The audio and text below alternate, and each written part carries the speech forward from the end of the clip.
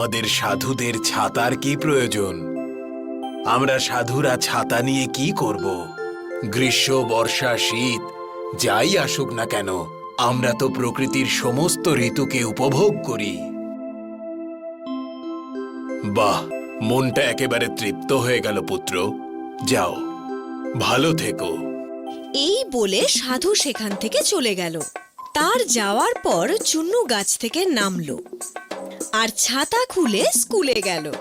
স্কুলের সবাই তাকে এত সুন্দর ছাতা নিয়ে আসতে দেখে অবাক হয়ে গেল। আরে তুমি ছাতা থাকা সত্ত্বেও এত দেরি করে এলে? এখন তো স্কুল শেষ হওয়ার টাইম হয়ে এসেছে। কাল থেকে আর দেরি হবে না টিচার। এই তো আমি একটা ছাতা পেয়ে গেছি। নিশ্চয়ই এই ছাতাটাও চুরি করেছে। গাব্বু, সবাই বাইরে আসার পর দেখলো বাইরে খুব জোরে হাওয়া বইছে।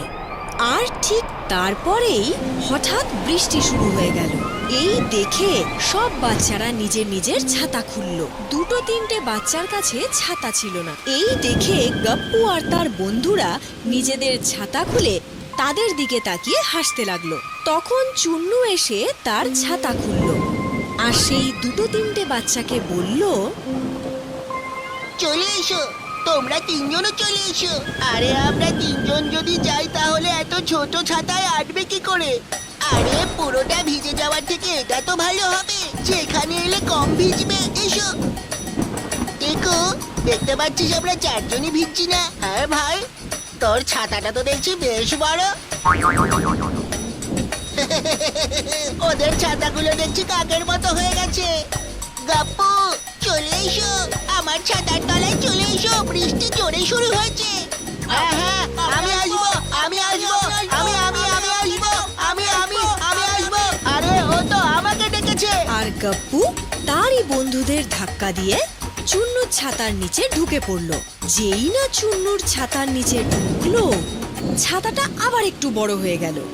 আর তখন বাকি বন্ধুরাও এসে ছাতার নিচে ঢুকে পড়ল আর ছাতা আরো একটু বড় হয়ে গেল।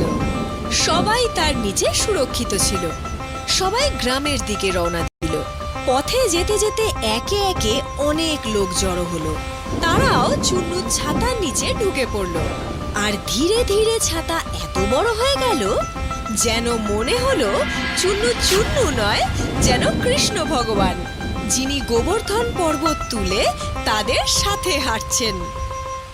জমিদার বাবু, আপনি এখানে আমাকেই ডেকে পাঠাতেন? কোনো কাজ?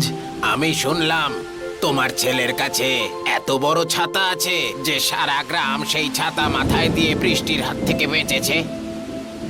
না তো, এই দেখুন, এটা তো খুব ছোট একটা ছাতা। একজনকেই শুধু বৃষ্টির হাত থেকে বাঁচাতে পারে। সেটা কি করে হতে পারে? আমি তো নিজের চোখেই সবটা দেখেছি। দেখলেন তো কত ছোট একটা ছাতা। কিন্তু আমি তো দেখেছিলাম। আরে জমিদার বাবু, আমাদেরও বেজার থেকে বাঁচান। আরে, এই ছাতাটা তো বড় হয়ে গেল। দেখেছো, আমি বলেছিলাম না? চুন্নু বাবা, তুমি এই ছাতাটা কোথায় পেয়েছো? এটা আজ আমাকে একজন সাধু বাবা দিয়েছেন। ও, তাই এতে জাদু শক্তি রয়েছে।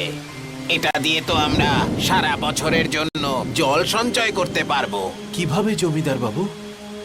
এর নিচে যত মানুষ এসে জড়ো হবে, ছাতা ততই বড় হতে থাকবে। আমরা আমাদের গ্রাম আর নদীর মাঝখানে চুন্নুকে এই ছাতা নিয়ে দাঁড় করিয়ে দেব। তারপর এর নিচে চুন্নুর একদিকে জলাশয় পর্যন্ত, অন্যদিকে নদী পর্যন্ত গ্রামবাসীদের দাঁড় করিয়ে দেব। তাদেরকে বৃষ্টি থেকে বাঁচানোর জন্য ছাতা নদী থেকে জলাশয় পর্যন্ত বড় হয়ে যাবে। তাহলে যত বৃষ্টির জল সব ওই জলাশয় আর নদীতে গিয়ে পড়বে।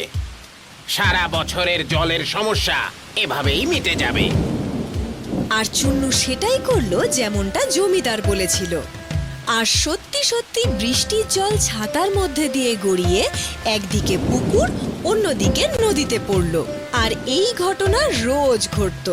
যখনই বৃষ্টি হতো, নদী আর পুকুরই শুধু ভরতো না, সেই জমিগুলোকেও বৃষ্টির জল থেকে বাঁচানো যেত, যেগুলো বেশি বৃষ্টির জলের ফলে ক্ষতি হতে পারে। এরপর সমস্ত গ্রামবাসীরা চুন্নুর প্রশংসা করতে লাগলো। বাবা, কত বছর ধরে তুই একটা ছাতার জন্য কষ্ট পেয়েছিস। এখন দেখ, তুই এমন ছাতা পেয়েছিস যা শুধু তোকেই নয়, পুরো গ্রামকে রক্ষা করছে।